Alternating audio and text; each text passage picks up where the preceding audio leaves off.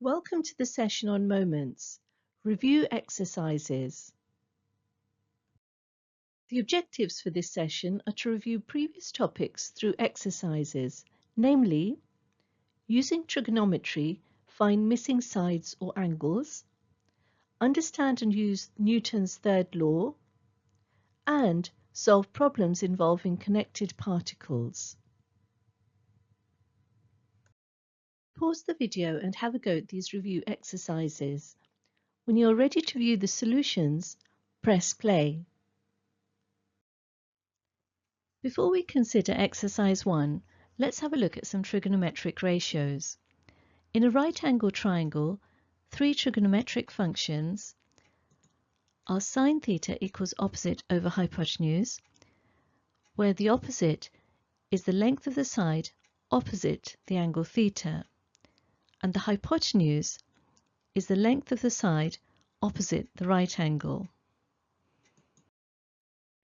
Cos theta equals adjacent over hypotenuse, where the adjacent is the length of the side next to the angle theta, and tan theta equals opposite over adjacent. So let's have a go at exercise 1a. In the diagram shown on your screen, you're required to find the length of the side x to one decimal place. The size of the angle we're considering is 25 degrees. The side x is opposite the angle, and the side which is 3.5 centimeters long is adjacent to the angle.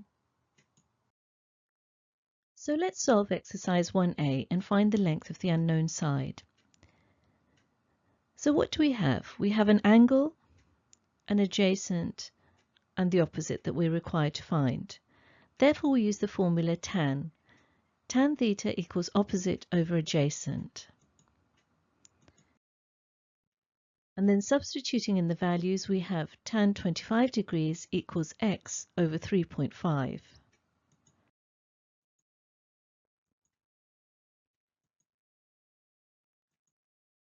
Therefore, rearranging gives us x equals 3.5 times tan 25 degrees, which implies that x is equal to 1.6.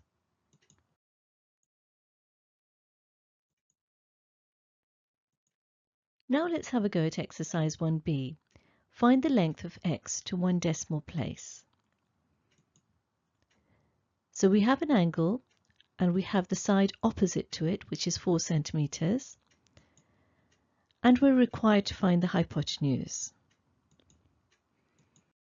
So if we want to solve this, we're going to use the formula sine theta equals opposite over hypotenuse. Substituting in the values gives us sine 55 degrees equals 4 over x. And rearranging gives us x equals 4 over sine 55 degrees, which implies that x is equal to 4.9. We are now going to take a look at some key concepts before moving on to the next exercise.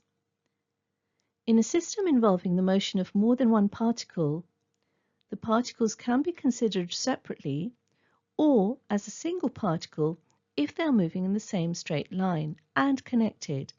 For example, they can be connected by an inextensible rod or string. So let's take a look at the next exercise. A mass A rests on mass B on a light scale pan supported by a vertical inextensible string. The mass of A is 300 grams and the mass of B is 700 grams. The light scale pan is raised vertically using the string with acceleration 0.75 meters per second squared. A diagram shows a depiction of this scenario. We will see how this diagram was created in the next few slides. The questions related to this exercise are shown towards the bottom of your screen. In part A, we are required to find the tension in the string. But first, let's see how the diagram was created. The mass A is 300 grams, as shown, and we're going to convert this to kilograms, so this is now 0.3 kilograms. And similarly, we convert 700 grams, which is the mass of B, to 0.7 kilograms. We are required to do this because 1 Newton is the force which gives a mass of 1 kilogram an acceleration of 1 meter per second squared. The force acting downwards is G newtons. How did we arrive at this? In order to find the value G newtons, we had to consider Newton's third law, F equals ma, or mass times acceleration. Now the mass of the entire system is the weight of the pan plus the weight of the masses inside the pan. Since the pan itself is light, the mass is 0.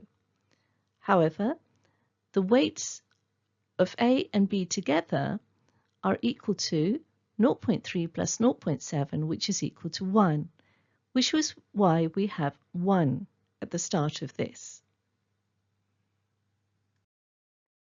And since the acceleration downwards is equal to G, or the force of gravity, we have 1G newtons, as shown. And here's the tension in the string, denoted by T. Here's the acceleration, 0.75 meters per second squared. Now that we have our diagram, we can apply Newton's third law to the entire system. So, taking the upwards direction, or vertically upwards direction as positive, and applying Newton's third law, F equals ma, we have forces acting upwards, T, and then forces acting downwards, minus 0.3 g, minus 0.7 g, equals the mass, which is 0.3 plus 0.7, times the acceleration going upwards, which is 0.75. Hence we have, tidying up, T minus G equals 1 times 0.75.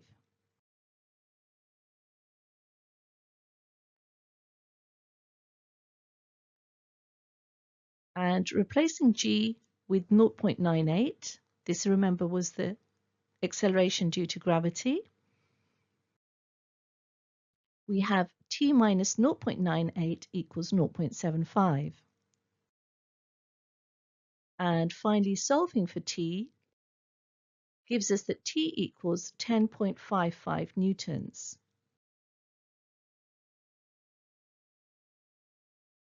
Now let's take a look at part B. We are required to find the force exerted on mass B by mass A. So let's solve this. Looking at the forces acting on A, we have the reactionary force on A, R, and the force due to gravity, 0.3 g newtons, the acceleration, 0.75 meters per second squared, and so we have our diagram. So for A only, let's now apply Newton's third law. So taking the vertical direction upwards as positive, we have F equals ma.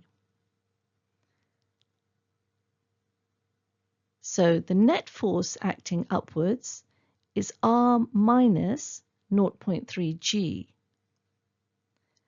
And this equals the mass, which is 0.3, times the acceleration, which is 0.75. And so plugging in the value of the acceleration, which is 9.8,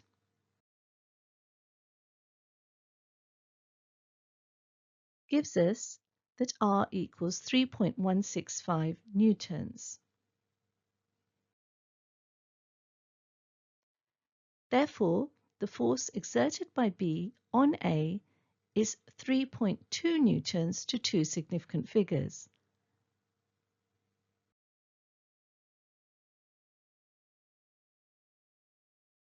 And now for part C. We are required to find the force exerted on mass B by the scale pan. So let's solve this.